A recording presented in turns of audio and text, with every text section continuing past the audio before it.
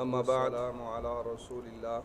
فأعوذ بالله السميع العليم من الشيطان الرجيم بسم الله الرحمن الرحيم خلق الإنسان من عجل تمام تعریفیں اللہ رب العالمین کے لیے ہیں، تمام تعریفیں اللہ جو ساری کائنات کا تنہا مالک ہے، جو ساری کائنات کا تنہا اور درود و سلام آخر الزمان پیغمبر میرے اور آپ کے پیر و مرشد جناب محمد کریم صلی اللہ علیہ وسلم کی ذات اقدس پر سامعین محترم، اللہ رب العالمین کے قرآن کی ایک آیت کا ایک حصہ میں نے تلاوت کیا ہے۔ اللہ فرماتے ہیں خلق الانسان من عجل، اللہ فرماتے ہیں خلق الانسان سراسر جلد باز پیدا کیا گیا ہے، سراسر جلد باز پیدا۔ دوسرے مقام پہ آتا ہے وَكَانَ الْإِنسَانُ عَجُولًا، انسان جلد باز ہے۔ عجلت اور جلد بازی یہ انسان کی فطرت میں ہے، انسانی کمزوریوں میں سے ایک یہ بہت بڑی کمزوری ہے، جلد بازی سے کام لینا، عجلت سے کام لینا۔ سوال پیدا ہوتا ہے کہ عجلت کیا ہے، جلد بازی کیا ہے؟ بھائی اس کا معنی یہ ہے کہ کسی چیز کو اس کے وقت سے پہلے طلب کرنا۔ عجلت کیا ہوتی ہے، جلد بازی کیا ہے؟ کسی چیز کو اس کے وقت سے پہلے طلب کرنا، اسے عجلت کہتے ہیں۔ عجلت کے نقصانات 20 ہیں، میں ایک نقصان کی طرف آج اشارہ کروں گا۔ میرے اور آپ کے پیر و مرشد جناب محمد کریم صلی اللہ علیہ وسلم نے فرمایا ہے، آپ کی حدیث ہے، فرمایا یستجاب لأحدکم ما لم یعجل، جب تک انسان عجلت سے کام نہیں لیتا، جلد بازی سے کام نہیں لیتا، اس کی دعاؤں کو اللہ قبول فرماتے ہیں۔ اب عجلت کیا ہے، جلد بازی کیا ہے؟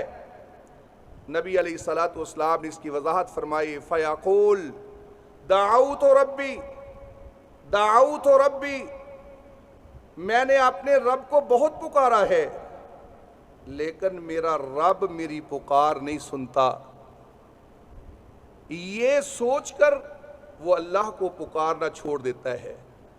اللہ سے دعا مانگنے میں پھر وہ اکتاہٹ کا شکار ہو جاتا ہے۔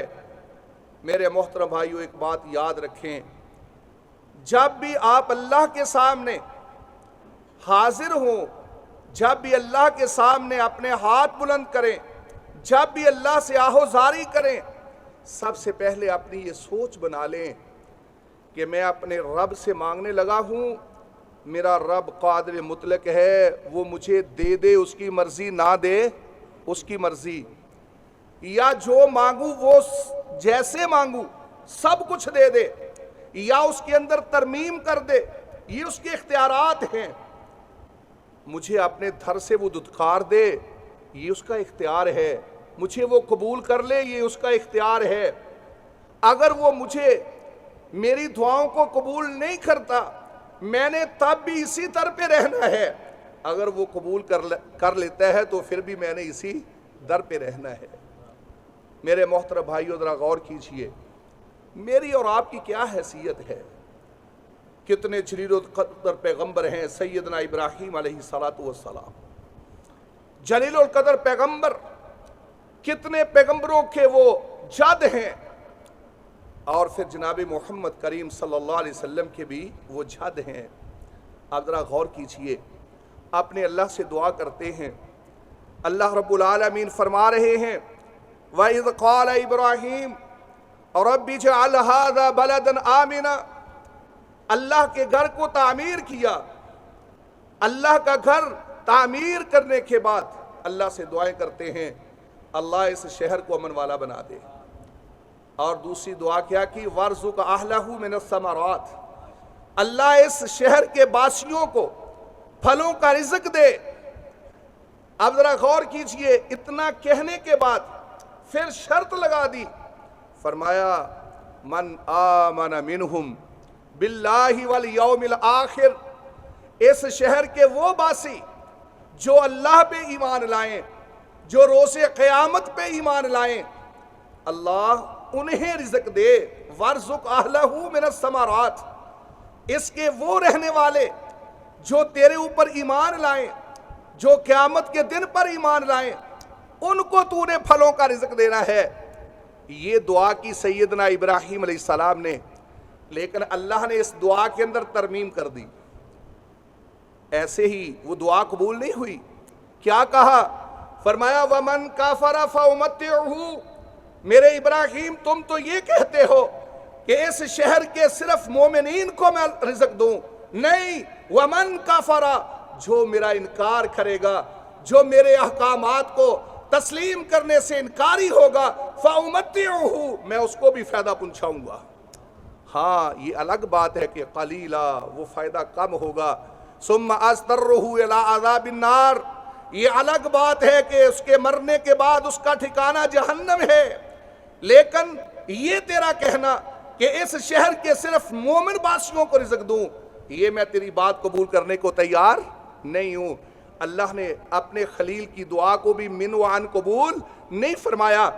اور پھر اگلی دعا سنیے، سیدنا ابراہیم علیہ السلام کو اللہ رب العالمین نے چند آزمائشوں سے نکال کر جب کندر بنا دیا، اللہ رب العالمین فرماتے ہیں وَإِذِ ابْتَلَىٰ إِبْرَاهِيمَ رَبُّهُ، جب ابراہیم علیہ السلام کو اس کے رب نے آزمایا، فَأَتَمَّهُنَّ، اور ابراہیم علیہ السلام آزمائشوں میں سے پورے اترے۔ اللہ کیا فرماتے ہیں؟ إِنِّي جَاعِلُكَ لِلنَّاسِ إِمَامًا، ارے ابراہیم میں تجھے لوگوں کے لیے پیشوا بنا رہا ہوں، امام بنا رہا ہوں۔ جناب ابراہیم علیہ السلام کا دل مچلا، فرمایا اللہ وَمِن ذُرِّيَّتِي، میری اولاد کو بھی یہ منصب عطا کر۔ اللہ نے پھر ترمیم کر دی، فرمایا سن لا ینال عہد الظالمین، میرا وعدہ ظالموں کو نہیں پہنچے گا۔ میرے کہنے کا مطلب بھائیو، اللہ کے جب آپ در پہ بیٹھتے ہیں، یہ مت سوچئے کہ ہمارا رب وہ جیسے ہم کہتے چلے جائیں گے اسی طرح کرتا چلا جائے گا۔ ایسے ہوتا بھی ہے کہ اللہ اپنے بندوں کی مرادیں پوری کر دیتا ہے، لیکن بسا اوقات ایسا ہوتا ہے کہ انسان اپنے لیے کچھ بہتر سمجھتا ہے لیکن اس کے لیے وہ بہتر نہیں ہوتا۔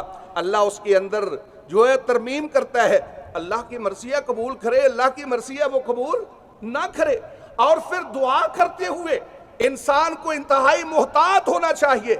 اپنے اللہ سے جب مانگیں تو بڑے احتیاط کے ساتھ۔ میں ابھی بیٹھا تھا بھائی کے کمرے میں، تو مجھے ایک اپنے استاد محترم کا واقعہ یاد آ رہا تھا۔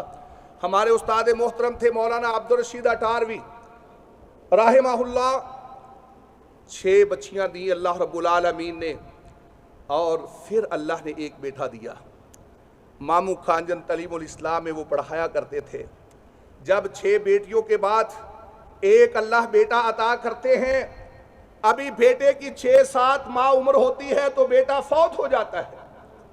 اب وہ مامو کانجن سے تاندلیا والا کی طرف ریل گاڑی پہ سوار ہیں، بیوی نے اپنی گود میں بچے کو ڈالا ہوا ہے اور رو رہی ہے، آنسو بہا رہی ہے۔ مولانا صاحب کہنے لگے کملیے رو نہیں، دعا کرتے ہم سے کوتاہی ہو گئی، دعا کرتے ہم سے غلطی ہو گئی، ہم سے کوتاہی ہوئی۔ ہم اللہ سے بیٹا مانگتے رہے، یہ کہا ہی نہیں اللہ لمبی عمر والا دے دینا، ہم بیٹا ہی مانگتے رہے۔ ہم یہ کہہ نہ سکے کہ اللہ بیٹا بھی دے اور لمبی عمر والا بھی دے۔ اور آپ دیکھیں گے سیدنا ابراہیم علیہ السلام جب اللہ سے دعا کرتے ہیں تو یہ نہیں کہتے کہ اللہ مجھے اولاد دے، کیا کہتے ہیں رب ہب لی من الصالحین، اللہ مجھے نیک اولاد دے۔ سیدنا زکریا علیہ السلام صرف اولاد نہیں مانگتے، کیا کہتے ہیں؟ فرمایا سریتن طیبہ، اللہ ہمیں پاکیزہ اولاد دے۔ تو بھائیو جب اپنے اللہ سے مانگو، رزق مانگو تو حلال مانگو، اولاد مانگو تو پاک مانگو، اور پھر اپنے لیے اگر حیات مانگو تو عافیت مالی مانگو، اور اپنے اللہ سے کبھی عذاب کی طلب نہ کرو۔ یہ انسان جلد بازی میں آ کر بعض اوقات یہ بد دعاؤں پہ اتر آتا ہے۔ اللہ رب العالمین نے یہی بات سمجھائی ہے، او میرے بندے، اگر تجھے یہ یقین ہے کہ تیرے کہنے پر میں نے تیرے اوپر عذاب نازل کر دینا ہے تو پھر کیوں نہیں تو مجھ سے میری رحمت ہی مانگ لے؟ اگر تیرے کہنے پہ میں نے عذاب دے دینا ہے تو تیرے کہنے پہ پھر میں رحمتیں بھی تو نازل کر سکتا ہوں۔ تو میرے محترم بھائیوں، اپنے اللہ سے ہمیشہ دعا کیجئے، کبھی جلد بازی کا مظاہرہ نہ کیجئے، اپنے رب کے در پہ بیٹھے رہیے، مانگتے رہیے۔ اور ایک بات یاد رکھیں، میرا تو یہ وجدان کہتا ہے، ایک ہوتی ہے عطا اور ایک ہوتی ہے دعا۔ دعا عطا سے دعا اللہ کو زیادہ پسند ہے، دعا عطا سے اللہ کو زیادہ پسند ہے۔ لیکن اللہ عطا کیوں کر دیتا ہے؟ اس لیے کہ کہیں میرا بندہ مایوس نہ ہو جائے، نہیں تو اللہ کو اپنا بندہ اپنے در پہ اپنا سر رگڑتے ہوا بڑا پسند آتا ہے۔ اور یہی وجہ ہے اللہ رب العالمین نے نماز کے اندر ایک رکوع اور سجدے دو رکھے ہیں۔ جب انسان سجدے میں چلا جاتا ہے، رسول اللہ صلی اللہ علیہ وسلم کی حدیث ہے، آپ نے فرمایا سجدے کے اندر خوب دعائیں کیا کرو، کیونکہ سجدے کے اندر اللہ دعاؤں کو بڑا قبول فرماتے ہیں۔ وجہ کیا ہے کہ سجدے کی حالت ایک ایسی حالت ہوتی ہے جب انسان اپنے جسم کا سب سے بلند حصہ سر اور اپنی سب سے معزز پیشانی اللہ کے سامنے خاک پہ رکھ دیتا ہے اور یہ عملاً ثابت کر دیتا ہے، اللہ میں اس سے زیادہ نیچے نہیں جھک سکتا، اس سے نیچے کوئی اور نہیں، اللہ تجھ سے بلند کوئی اور نہیں ہے، اللہ میری دعاؤں کو قبول کر لے۔ جب انسان یہ دعائیں کرتا ہے نا اور پھر انسان سجدوں سے اٹھتا ہے، سجدے سے اٹھتا ہے، اللہ کو اتنا پسند آتا ہے اپنا بندہ، اللہ کہتے ہیں چلو پھر سجدے میں چلے جاؤ، انسان پھر سجدے میں چلا جاتا ہے۔ تو میرے محترم بھائیوں، اللہ رب العالمین کو بڑا پسند آتا ہے وہ انسان جو اللہ کے در پہ بیٹھا رہے، اللہ کے در پہ اپنے دامن کو پھیلائے رکھے۔ یہ جو اللہ عطا کر دیتا ہے اس لیے کہ اللہ میرا بندہ کہیں مایوس نہ ہو جائے، نہیں تو اللہ کو اپنا وہ بندہ جو اس کے در پہ ہمیشہ اپنا دامن پھیلائے رہتا ہے وہ بڑا اچھا لگتا ہے۔ مجھے کسی عالم دین نے ایک خواب سنایا، میں آپ کے سامنے وہ رکھنے کے بعد اجازت چاہوں گا۔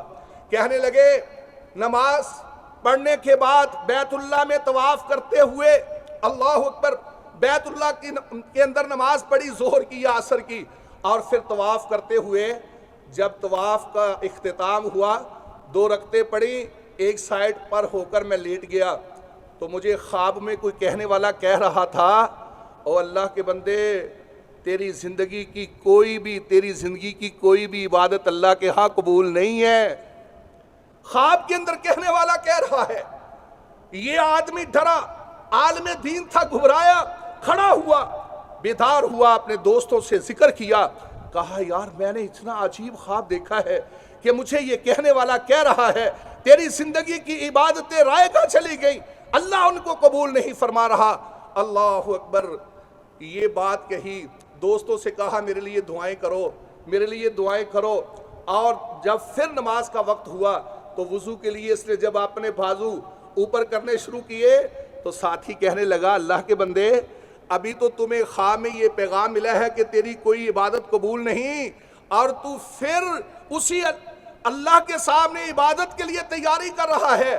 تو اس عالم دین کی زبان سے یہ جملے نکلے، کہا وہ مالک قبول کرے تب بھی اسی در پہ رہنا ہے، وہ نہ قبول کرے تب بھی اسی در پہ رہنا ہے، میرا کوئی اور در ہے جو نہیں، کس در پہ جاؤں؟